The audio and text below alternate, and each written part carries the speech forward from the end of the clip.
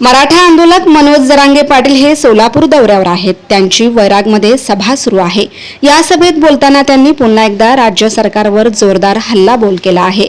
मराठा आरक्षणाचा लढा शेवटच्या टप्प्यात आला आहे। मराठा आरक्षणाचा लढा आता आपण जिंकला आहे। 63 लाख कुणबी दाखले सापडले आहेत। त्यातून 1.25 कोटी मराठा समाजाला आरक्षण मिळाले आहे। आता सगळे सोयऱ्याच्या अंमलबजावणीनंतर सर्व मराठी बांधवांना आरक्षण मिळेल असं जरांगे पाटील यांनी म्हटलं आहे। पुढे बोलताना ते म्हणाले की मी 10 फेब्रुवारीलाच उपोषण सुरू का केलं याचं उत्तर आज इथे वैरागमध्ये देतो। उपोषण सुरू केल्यामुळेच विधानसभेच्या पटलावर आरक्षणाचा हालचालींना गती मिळाली। त्यामुळेच आधी राज्य सरकारला कायदा करावा लागला।